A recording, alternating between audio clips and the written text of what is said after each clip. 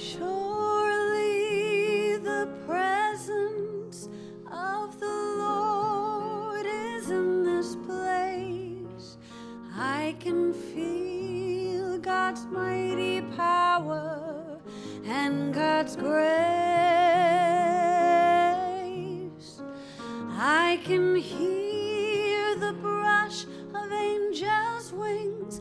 I see glory on each face.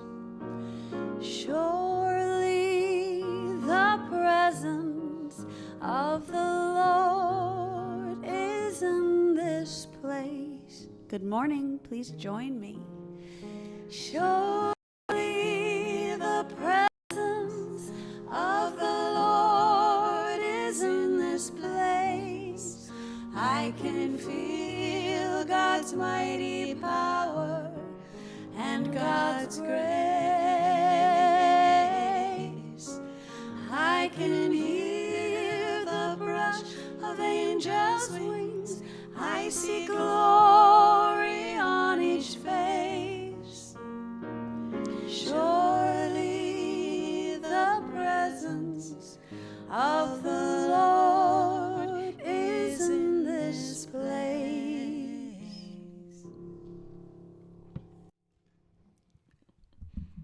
Good morning. You know how we laugh about the Everett Unity bus arriving? I feel like the bus hasn't quite gotten here yet. Where is? Okay, all joking aside, yes, probably indeed. Yeah, we'll say a little prayer for them. Well, good morning and welcome to Sunday service at Everett Unity. Let's start with a reading from the Daily Word. During our Advent season, the word today is love. This Advent season, we turn our attention to the myriad ways love expresses within and all around us. We feel called to share blessings of love with people in all circumstances and receive their blessings of love in kind. We may join in festive celebrations, sharing cheer and fellowship with friends and colleagues.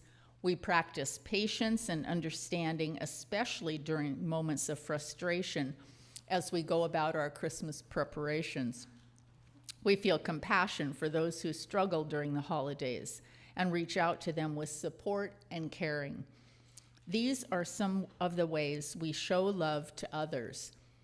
When we receive their time, attention, and gifts with gratitude, we are letting them show their love for us. In the scripture today from John chapter 13, verse 34, I give you a new commandment, that you love one another, just as I have loved you. You also should love one another. In our opening statement, you'll find that inside your bulletin. I give and receive love with gratitude and joy. Let's say that together. I give and receive love with gratitude and joy. Savannah's going to lead us in our opening song, song number 272 from our Wings of Song songbook. When you find that, stand as you are able, and we'll sing together, number 272. All right, we're going to do all three verses. After the first verse, it becomes kind of like a riddle, so look closely.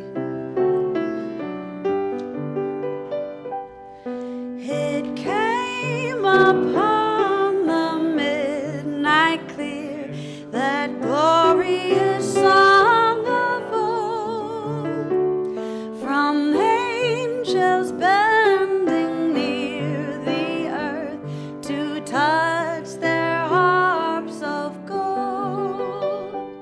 Peace on the earth, goodwill to man, from heaven's all gracious King. The world in solemn stillness lay to hear the angels sing. Still through the cloven skies they come, with peaceful wings unfurled, and still their heavenly music floats o'er all the weary world.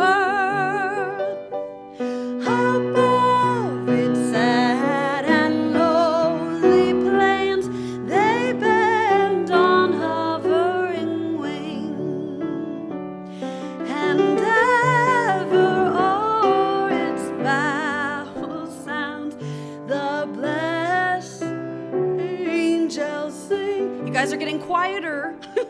For lo, the days are hastening on, by prophet much foretold, when with the ever circling years comes round the age of gold, when peace shall over all the earth its ancient splendors fling, and the whole world hands back the song which now the angels sing. We nailed that.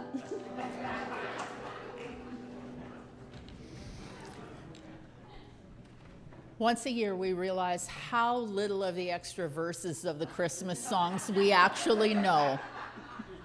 We could just sing the chorus or the refrain. That's the part we really know.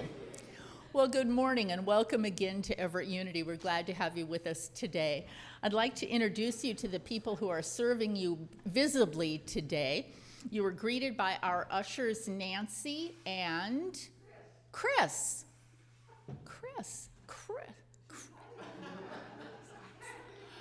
I always worry about forgetting someone's name, but I've got zero chance of knowing it if I can't see you. Our social hour is being hosted by Yvonne. Audio-video support is being provided by Rick and Matthew. Of course, you've already heard our wonderful musicians, Terry and Savannah. Most of you know me. My name is Cindy, and we welcome back our friend from Center for Spiritual Living, Reverend Patrick Creelman. Welcome back, Patrick. He and I were just discussing the very, very busy spiritual center business at this time of year. We're lucky to have him right now, let me just say. He's got a lot going on. I'd like to remind you, if you brought your cell phone in with you today, please turn that off so we can have a nice quiet meditation here in the next few moments.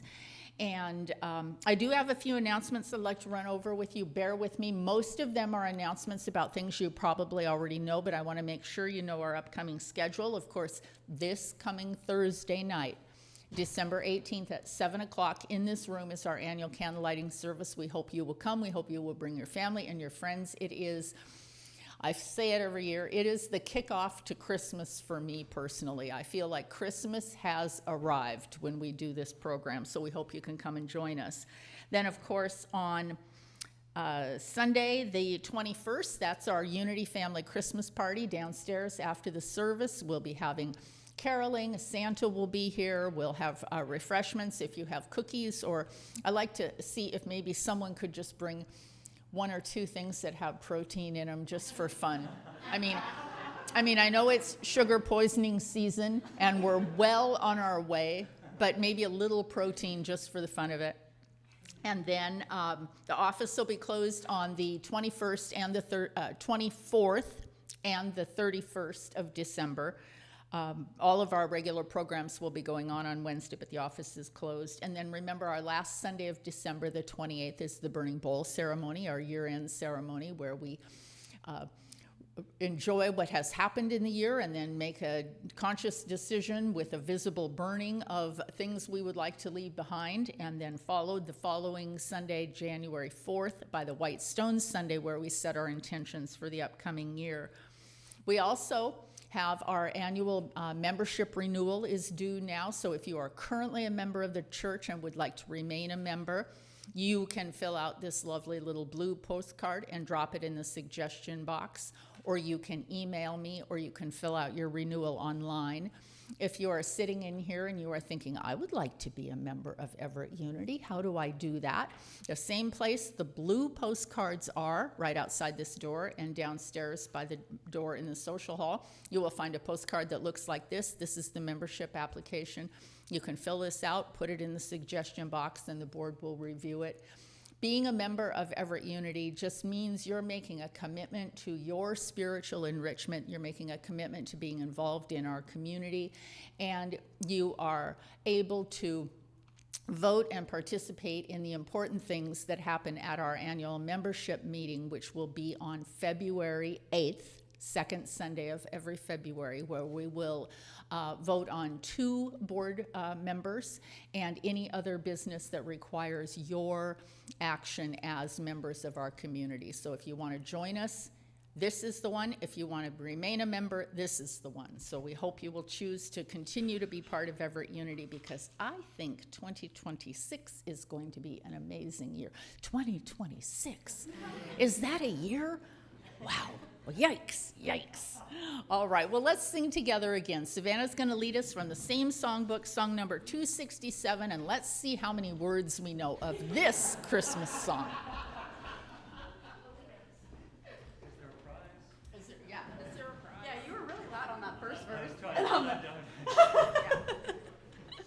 Well, and I was distracted for a minute, so then I couldn't even find where we were in the verse. It's really like a riddle. Am I the wrong song? The first Noel? Was that the song? Yes. Yeah. Perfect. We're going to do verse 1, 2, and 4.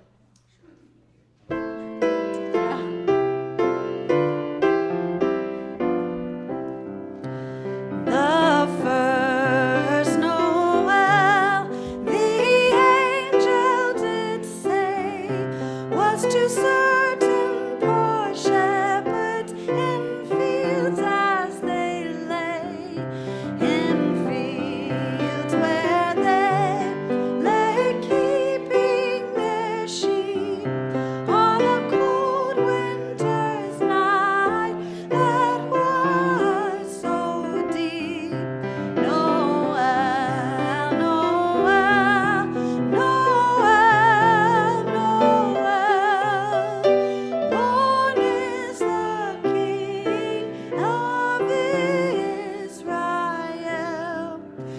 They looked up and saw a star shining in the east beyond them far, and to the earth it gave great light, and so it continued both day and night.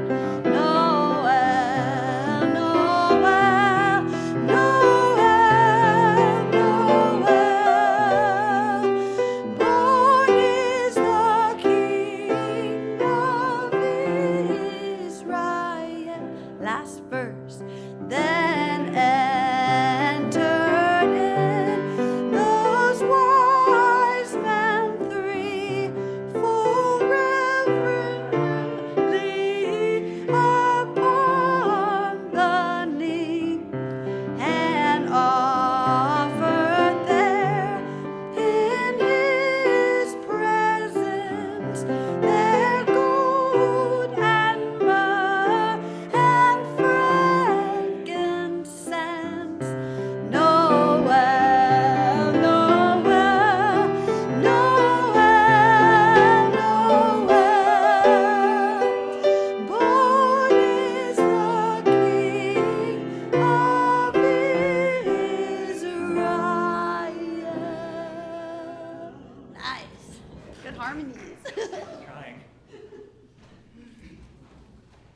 That was worth the price of admission right there. All right, well, let's settle in now and get ready for our meditation.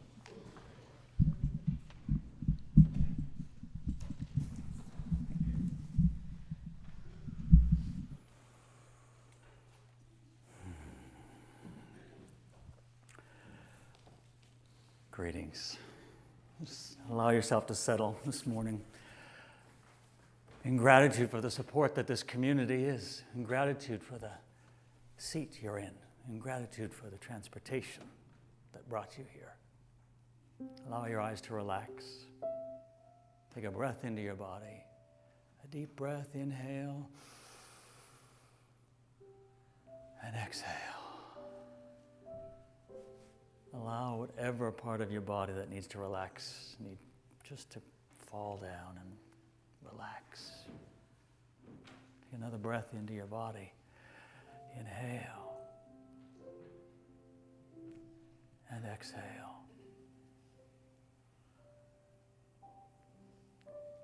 Allow yourself to Hear the music, the melody, the sounds outside, the creaks of the building, the sniffles, the sounds. Those are all part of the music of the day. Resist nothing.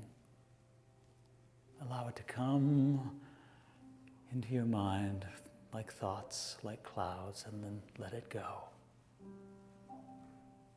Just be easy. Just easy. With every inhale, feel the grace of your lungs filling up with air and then relaxing to release it.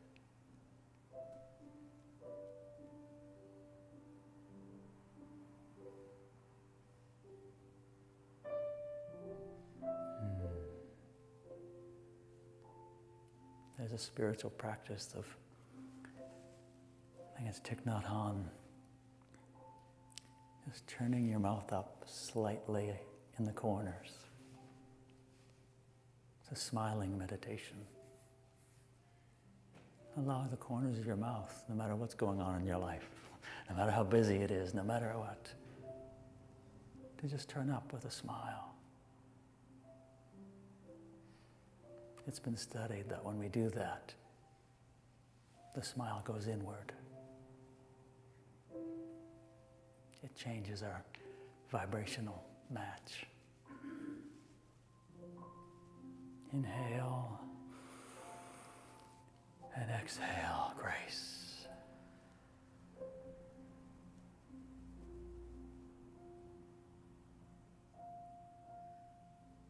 Allow space for grace.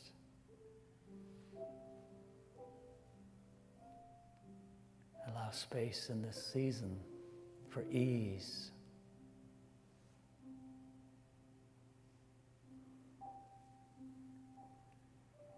Allow space in your body to exhale that which does not serve you.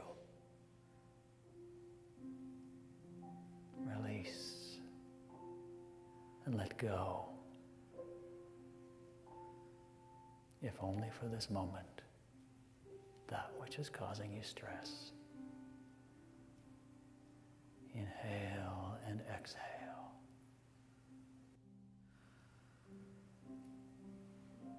Inhale and exhale.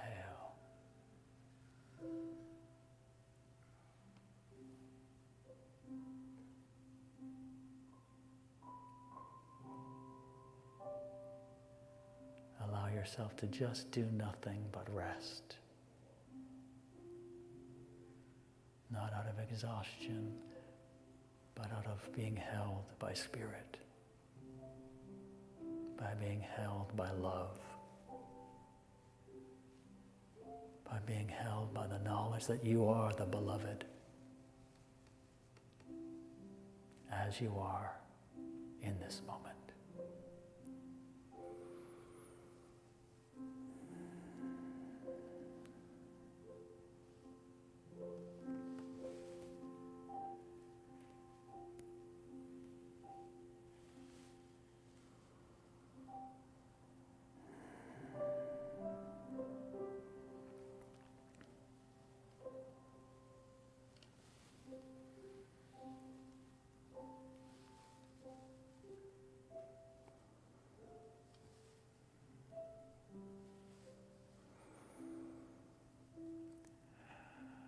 As you rest, let these words move into your mind or through your mind. Let them rest where they need to rest and let them go where they need to be let go. May I be at peace. May my heart remain open. May it awaken to the light of my own true nature. May I be healed. And may I be a source of healing for all beings.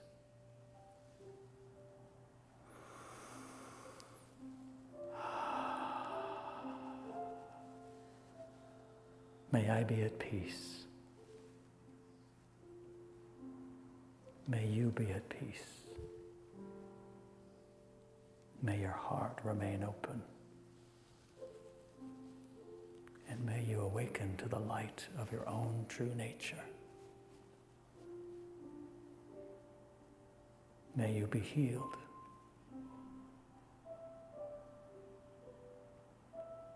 And may you be a source of healing for all beings.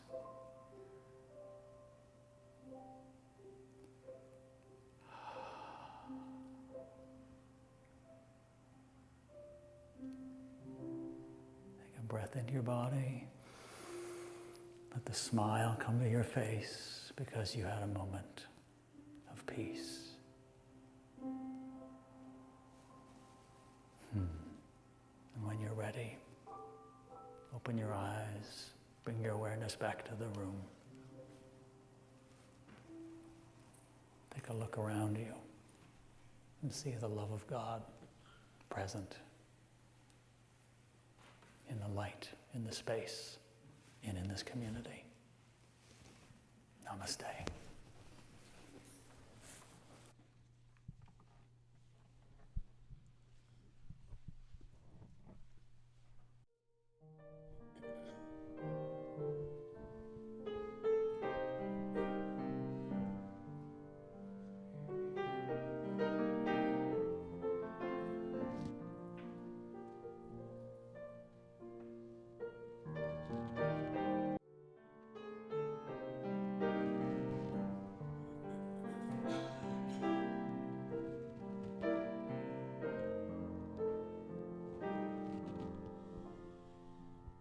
I'll be home for Christmas.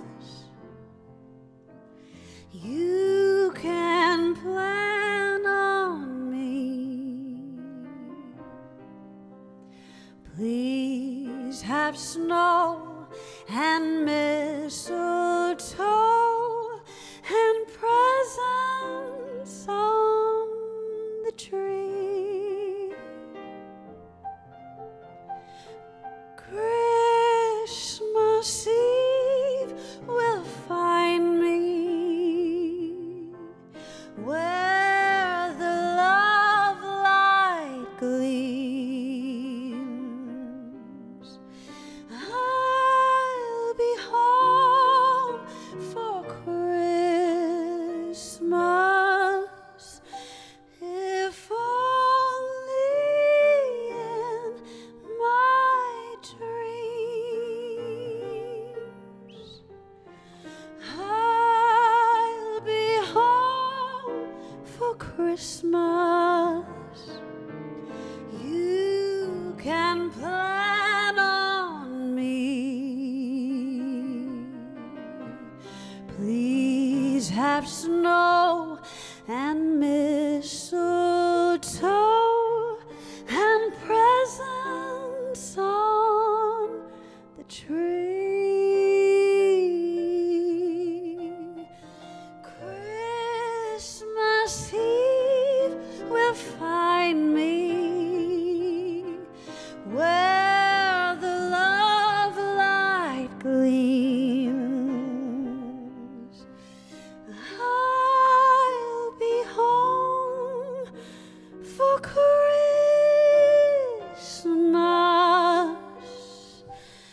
if only in my dreams.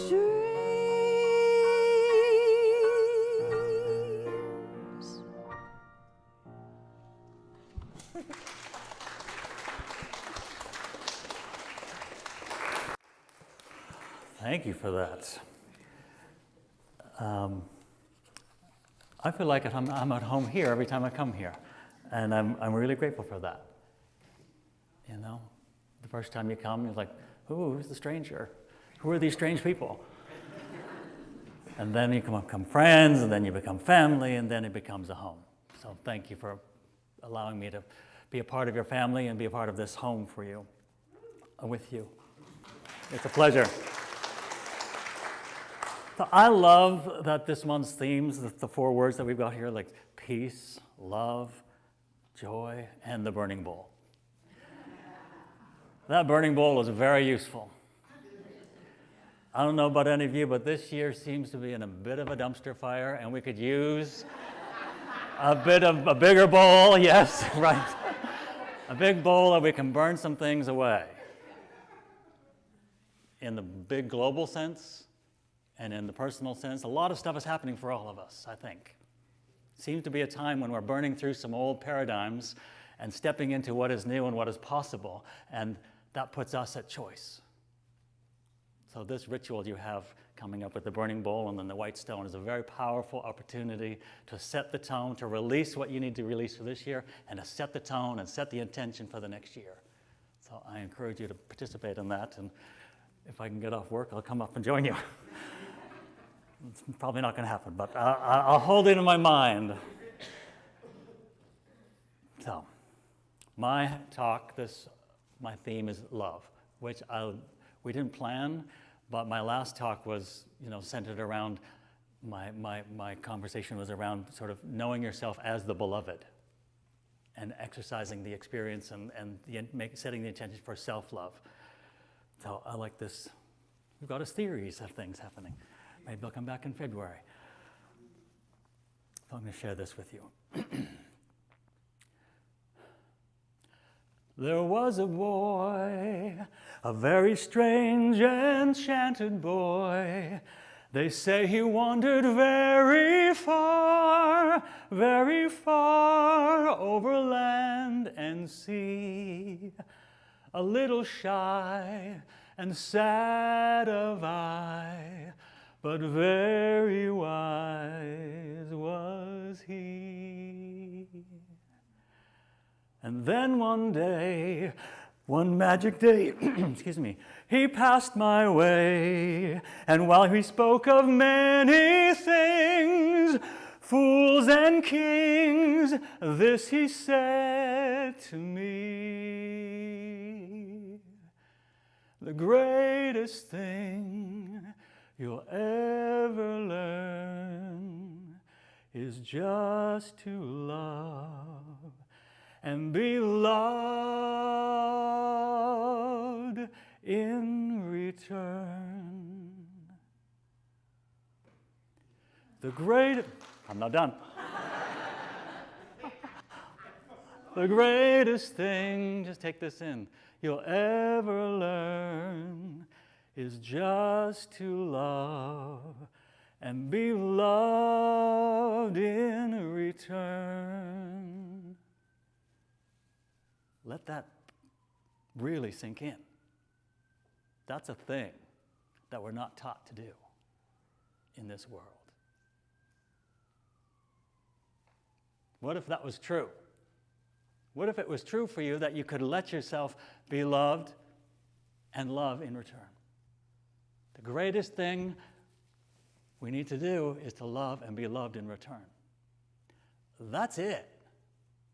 If we didn't read another book or do another thing or anything else, that would be enough. That and saying thank you, as Meister Eckhart says. What if that was the truth for you? How would your life be then? How would you live if you were free with your love and allowed love in, actually let it in, and took care of it and cherished that?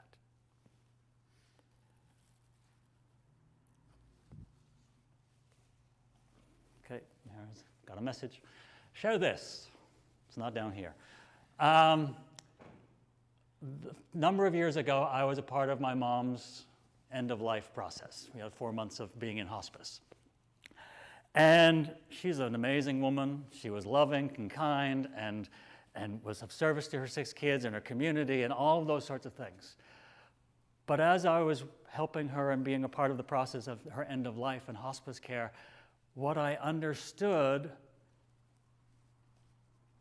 and it's the biggest heartbreak a son could have, is that she could never fully accept how loved she was. She knew that she could be of service. She knew she could do all the things, and she knew all of this, she could see the product of her service and her love. But even to her dying breath, she couldn't fully accept how much people loved her. She had a lovely death, and we went through the process. But as a witness and as a son, to see that in a parent was something I carry with me. Then years later, my father went through the similar process. He had a completely different experience because he had made peace with all of it and had a more easeful and graceful passing. And he was at peace with it all, and with the love that he created with his kids and his family and community and all that sort of thing. He fully accepted it. He had his God candle that he meditated on. He would have been here at one of these talks. He probably would have given a talk, even though he wasn't a minister. He was a welder and a drummer. But he had it all. And he understood it. He knew it from a full-bodied experience. The greatest thing he could ever do was to be loved and be loved in return.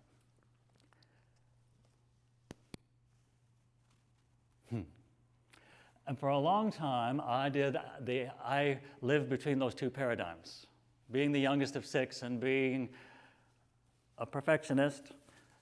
Anyone else?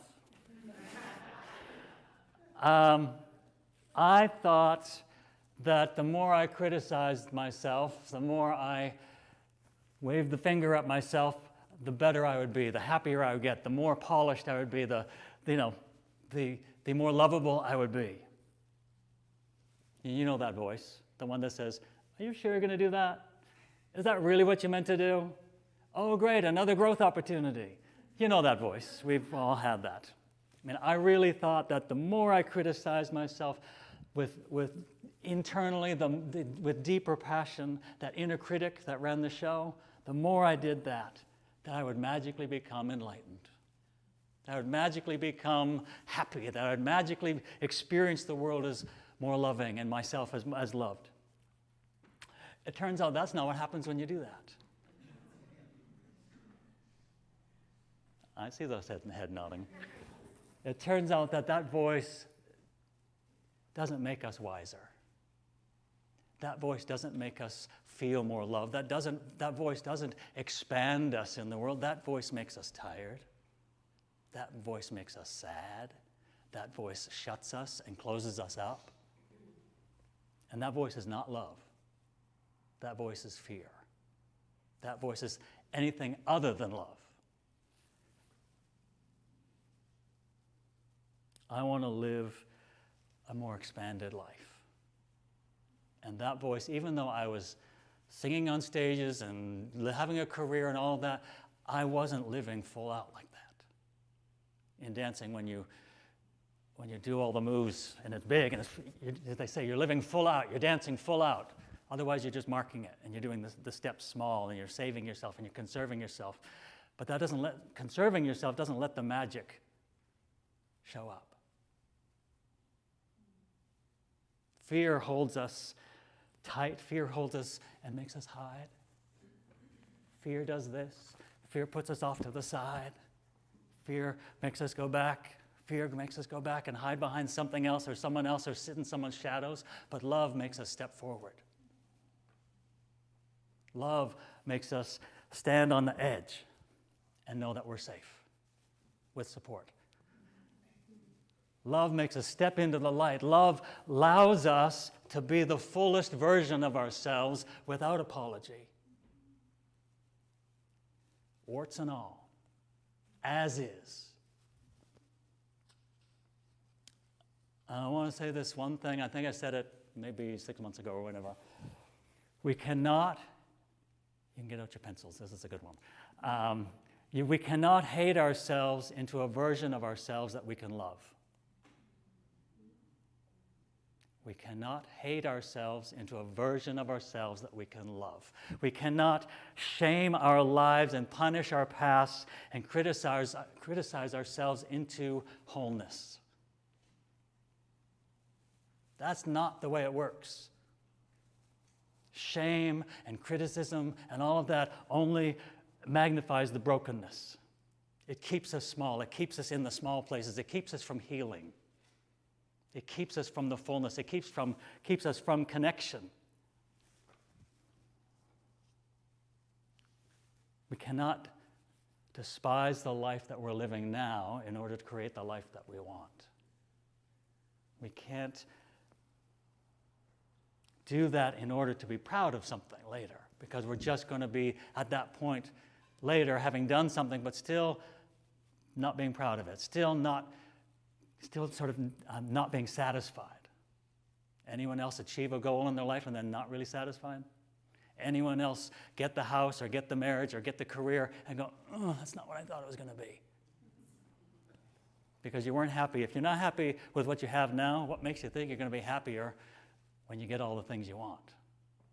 Happiness is the way of being, the mode of being in the world. Joy is the mode of being in the world, regardless of what you've got. Love is the way you're showing up for each other, regardless of all the imperfections or the appearance of imperfections. Healing doesn't come to us through hate, and transformation does not come to us from contempt. It has to start with love. In order to create the life we want, in order to create the relationships we want, we have to show up as the love we're seeking. We have to show up as the thing that we're trying to call to ourselves. Now, I'm not, I know I'm in a spiritual community, and I've come from a spiritual community, and I've spent my life in spiritual communities. I'm not talking about spiritual bypass.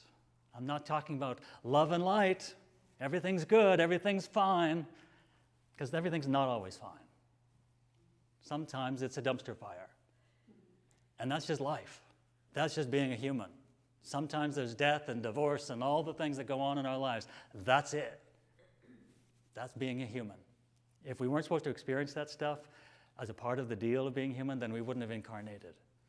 We would have been the thing in the space that was here before we ourselves did that thing and created who we are. That's just part of the deal. So, that's a whole other talk. Sometimes love shows up and is gentle. And sometimes love is fierce. Love isn't always sweet and hallmark. Sometimes it's like a lioness protecting her tribe. Sometimes love soothes, but sometimes it interrupts. Sometimes it stops people in their tracks. Sometimes it's boundaries. People don't think that holding boundaries is a loving thing. It's very loving. To let people know who you are and what you're willing to be in relationship with for yourself and for them, then everyone knows the game. Everyone knows what the playing field is. Real love is strong enough to show up and be present when fear wants us to disappear. Real love calls us into the forefront or calls us into the place that we need to be in that moment. And sometimes it's on the side, but not as a place of hiding, but as a place of support. I don't have to be at the podium to be loving, supportive of the people around me. I can be in the shadows. At my center, I move chairs, I clean the toilets, I do all the things. I see people nodding their heads, those who do it here. We do all those things. Those are loving acts. That's showing up of service to your community. Now, I don't always think it's loving when I'm scrubbing the toilet or moving the chairs or setting up the fifth function that week. But if I approach it as a loving act and from the place of loving kindness, then it is service, and it serves so that the people walk into the room and they can feel, they may not be able to identify it, but they can feel that the place is set. Surely, what is that, the first song you sang? Surely the presence of love is in the room. That's what it is. Surely the presence of God is in the room. That's what we do. All the people that make this Sunday possible, that's what they're doing, so that you can just walk in. You can walk in with your baggage.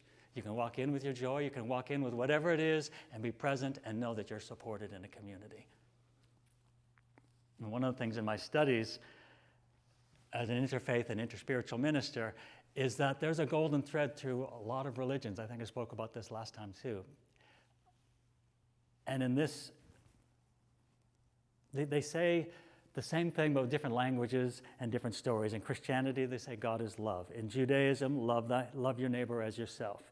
In Islam, God is Ahram, and the infinitely compassionate. In Buddhism, metta, which is the prayer I read in our meditation, loving kindness, a wish for all beings to be free from suffering. We were just talking about that.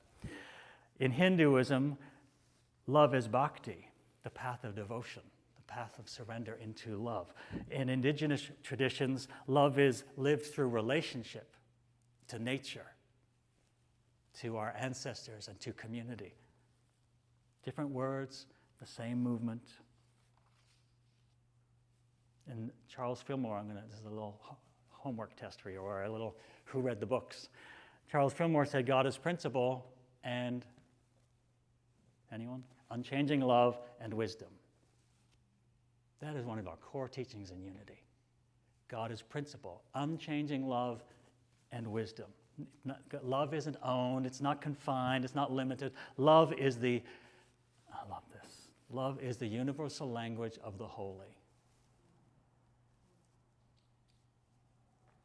And that's what we're celebrating this season. It looks like it's Christmas, it looks like it's about a particular person, but what we're really celebrating is the birth of the divine in human form. And every one of you is a divine being birthed into human form, period. We were sold, even if we're not part of those traditions, the idea that we're born broken, we're born from original sin, we're born sort of in a state that needs to be improved all the time. We need to be stronger, we need to be skinnier, we need to be more well-spoken, we need to be whatever it is we need to be. We're born into that lie. And that's not the truth.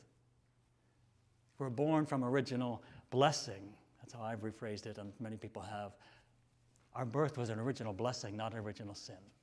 We're born of the combination of two people who came together, regardless of the relationship with those people, because that can be tricky. But the act itself of us being created is a loving act. We were born of our cells, of the divine, infusing those cells and creating this being.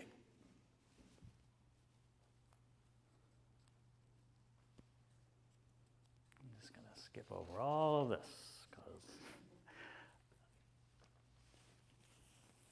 Scripture tells us faith, hope, and love remain, but the greatest of these is love. Faith, hope, and love remain, but the greatest of these is love. Love is the foundation. Faith trusts that life is meaningful. Hope believes that tomorrow can be different, and love makes both real. Faith gives us roots, hope gives us wings, and love gives us a reason to rise. Ernest Holmes says, love points the way, but law, the rules of the universe, makes the way possible.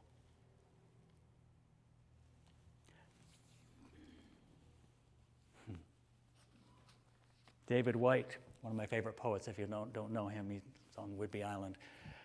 He's such a mystic. He writes that love is not the answer, but love is the road. You don't get the magical golden ticket or the answers and everything's figured out for you by choosing to live a life from a love sort of perspective, or choosing joy over fear, choosing possibility.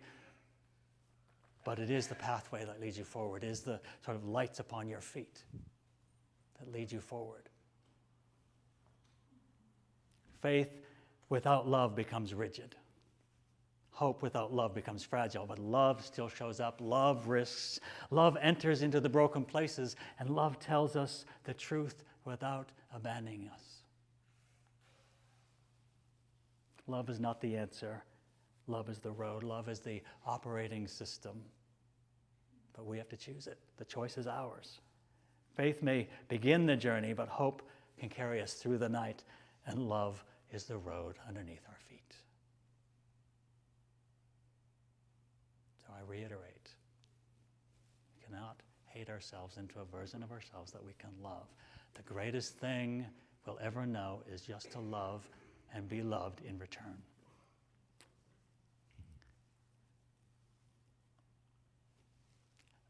enough said about that. But I'm going to share a poem instead of a prayer at the end of thing. Just one little quick poem. Hold up. One of the things that has come to my life as I stopped hiding, stopped shrinking, stopped being the silent sixth child, is writing and poetry. So I'm just going to read something that I wrote for a recent function at the center. We gather, not for grandeur, but to remember, to feel the steady pulse of those who walked before us, their footsteps carried in the architecture of our bones, their stories rising with every breath we take. Legacy is not far away. It is the way we laugh, the way we rise again, and the way we hold habits like small lanterns guiding us through the dark. We are the proof. We are the next stanza in an unbroken song. Gratitude is not an idea. It is a body setting into the chest, reminding us that we are held. It reaches us and teaches us to move out into the world with care. Laughter is the greatest witness to God. Love is the greatest witness to God. We walk with joy, we walk with love, we walk with laughter and joy, the great witness to God. We walk in connection to our neighbor. Connection, the great witness to God. Community, the great witness to God. The great witness to love. We walk in service, we walk in grace, we walk in humility, we walk boldly, we walk proudly, and we walk, and we walk, and we walk, and we walk, and we walk. And we rise. We extend our hands. We open ourselves grateful, great in fullness, human and holy, unfinished, yet whole, moving forward, as if the world itself, as if love itself leans into us to carry us, as if love itself leans into us and invites us forward, as if love leans into us and meets us where we are. We rise, we walk forward in great fullness. In great fullness. Thank you. Namaste.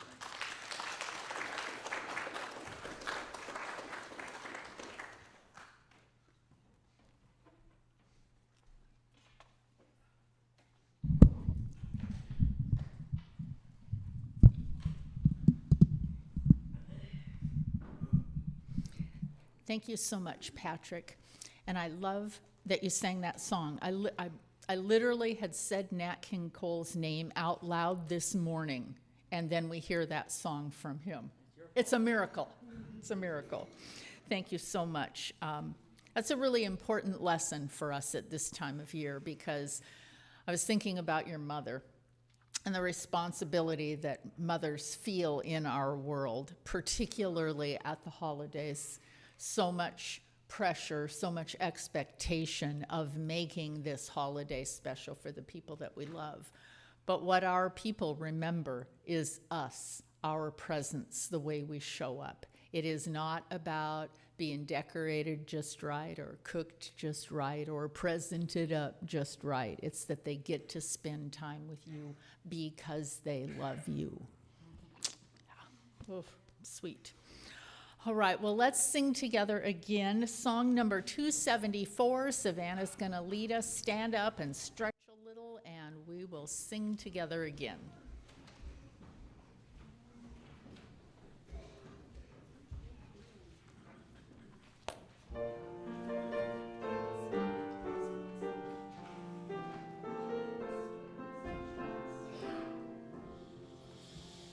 Hark the herald angels sing, glory to the newborn King, peace on earth.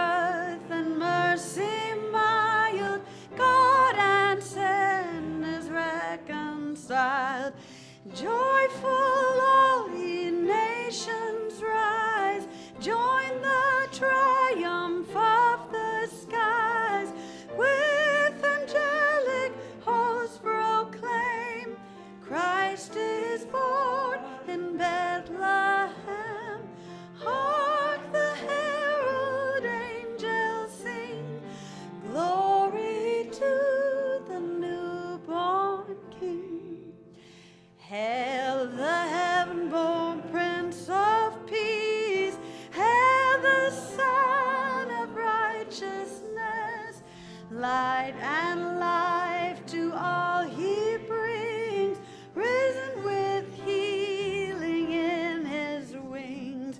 Mild he lays his glory by, born that man no more may die, born to raise the sons of earth, born to give them second birth. Hark the herald angels sing, glory to the newborn King. All right.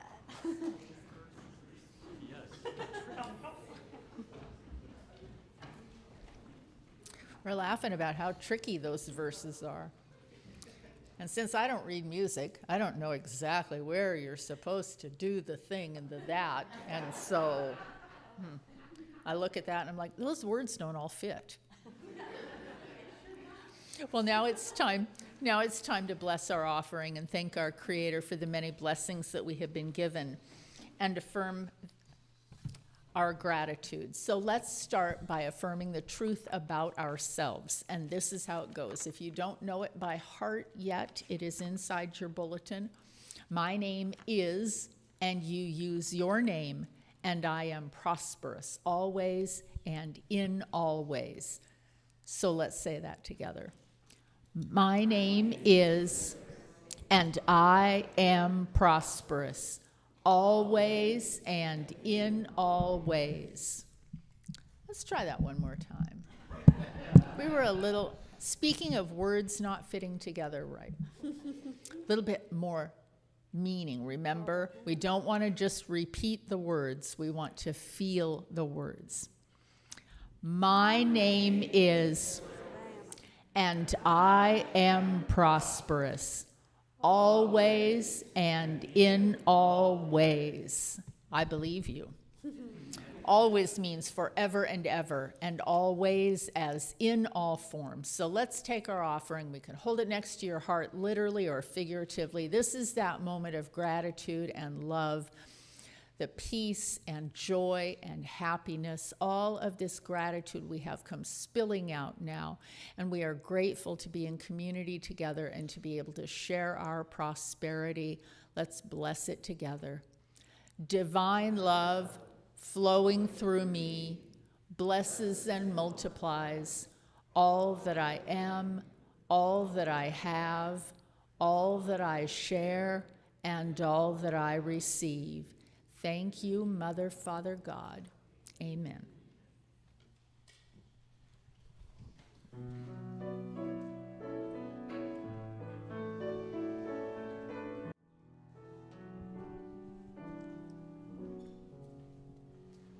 Mary, did you know that your baby boy would one day walk on water? Mary, did you know that your baby boy would save our sons and daughters? Did you know that your baby boy has come to make you new? This child that you delivered will soon deliver you. Mary, did you know?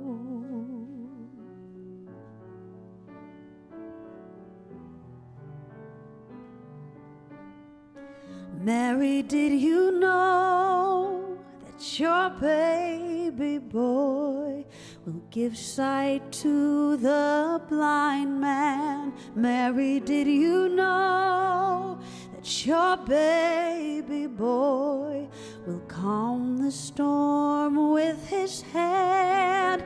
Did you know that your baby boy has walked where angels trod? And when you kiss your little baby, you've kissed the face of God. Oh, Mary, did you know? The blind will see, the deaf will hear, the dead will live again.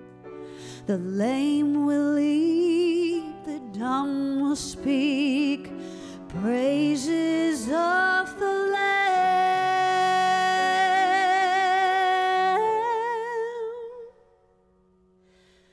Mary, did you know that your baby boy is Lord of all creation? Mary, did you know that your baby boy will one day rule the nations? Did you know that your baby boy was heaven's perfect lamb? And that sleeping child you're holding is the great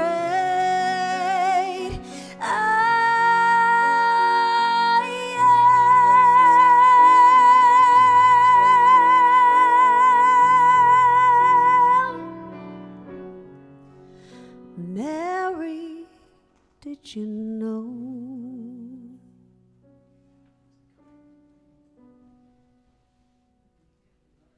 Bring it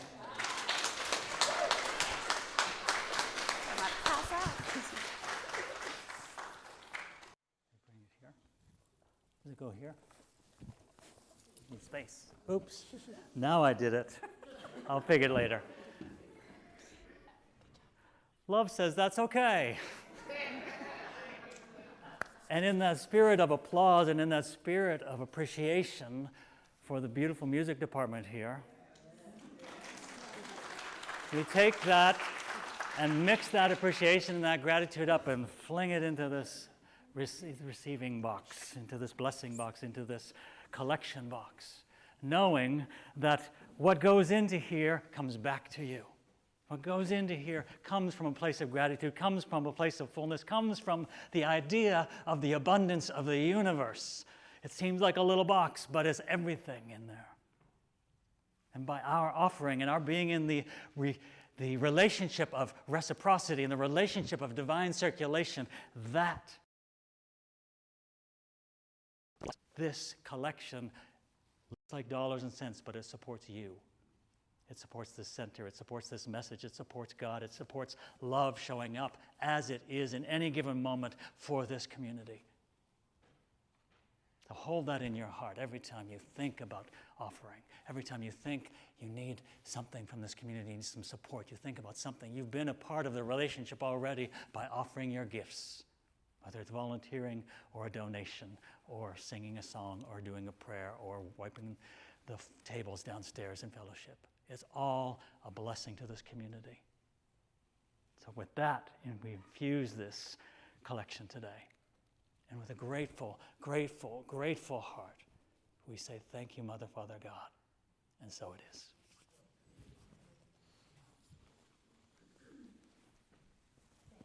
Patrick, thank you for such a wonderful message, and thank you for being with us again. We hope you and your family have a wonderful holiday. We won't get to see him again until next year.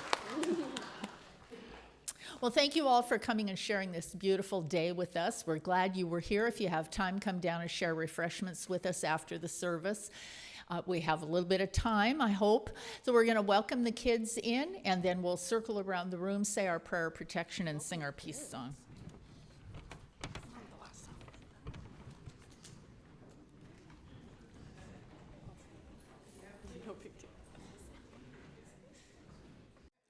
Our prayer of protection.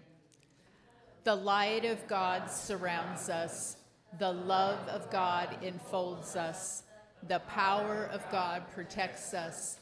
And the presence of God watches over us. Wherever we are, God is, and all is well.